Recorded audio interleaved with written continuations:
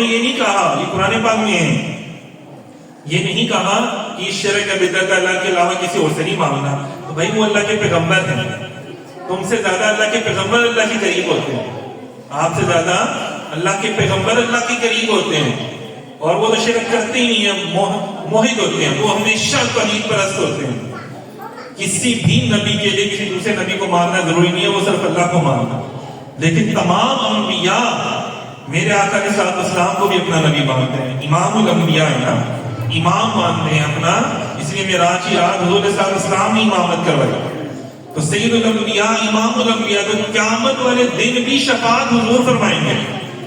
ان کی امتیں، یہ بھی احادیث موجود ہیں یہاں پہ، امتیں ان کے پاس آئیں گے، وہ کہیں گے بھئی آج تو اللہ تعالیٰ کی شان ذوالجلال والاکرام، تو ہم تو نہیں اللہ کی بارگاہ میں پیش کر سکتے.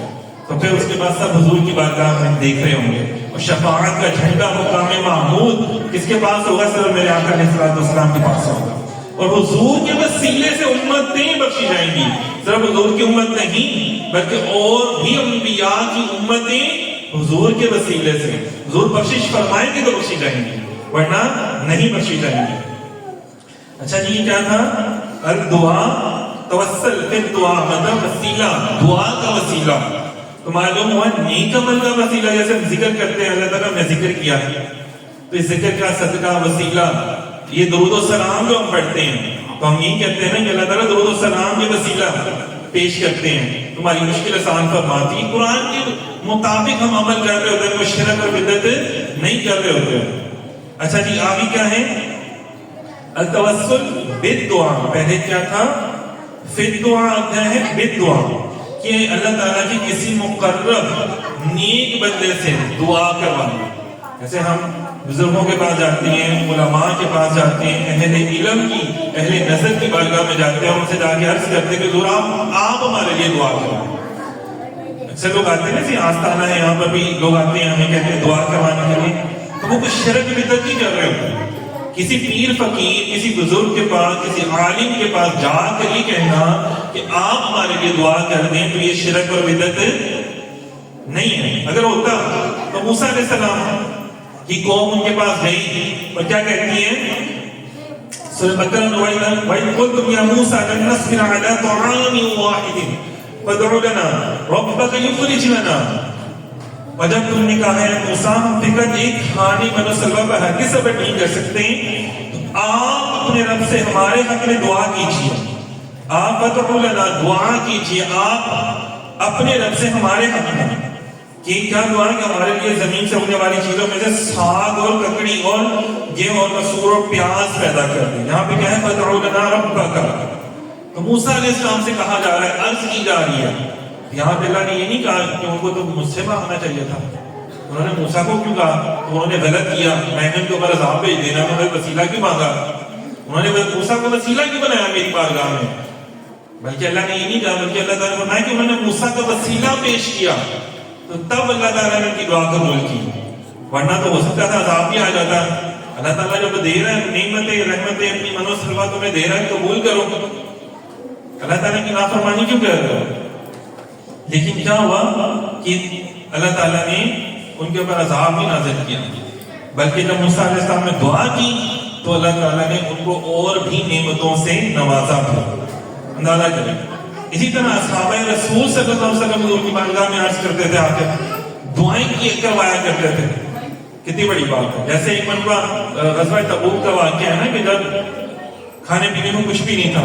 غزوہ تبوک کا وہ کہتا بڑا دور تھا مدینے سے، سینکڑوں میل دور تھا، کچھ بھی نہیں تھا کھانے پینے کے لیے. حضور نے فرمایا چلو اونٹ ذبح کر لو.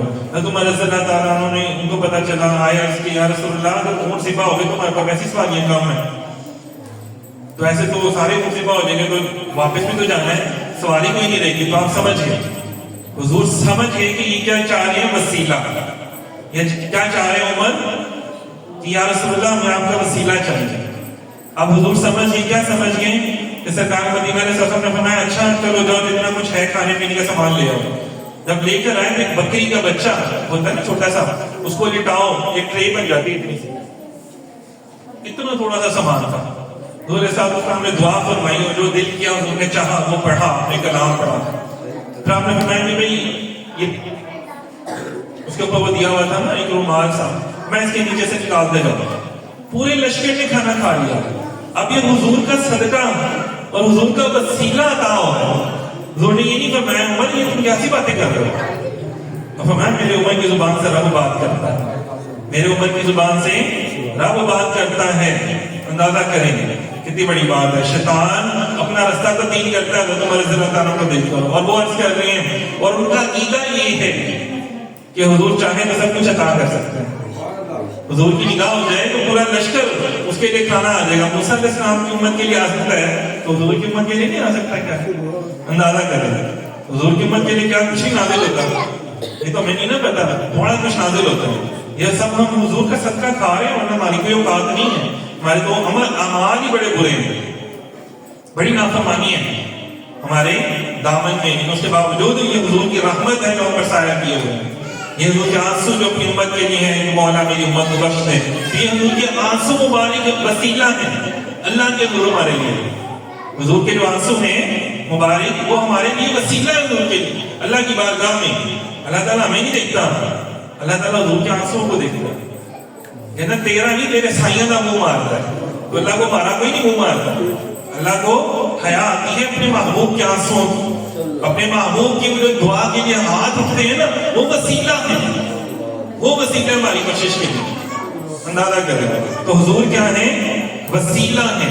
تو وسیلہ کسی سے دعا کروانا تو یہ بھی شرک اور بدعت نہیں ہے. تو کسی پیر فقیر، کسی عالم، کسی نیک بندے، کسی اہل نظر، اہل اللہ جو ہے اللہ والے ہیں ان کی بارگاہ میں جا کر دعا کہنا، یہاں تک کہ دوسرے مسلمان بھائی کو بھی کہنا یار تو میرے لیے دعا کیا کرو. تو میں جب تمہارے لیے دوسرے مسلمان بھائی کی زبان جو ہے پاک ہے، میں نے دیکھا نا آپ کی زبان سے تو کوئی گناہ نہیں کیا، اپنی زبان سے تو کیا ہوگا نا، تو میرے لیے آپ کی زبان پاک ہے.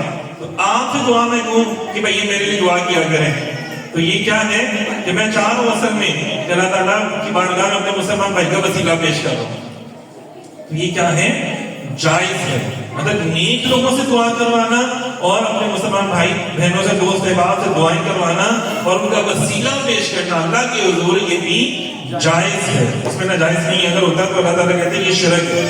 اچھا نہیں، التوسل بالنگاہ یا بالاستغاثہ یہ کیا ہوتا ہے؟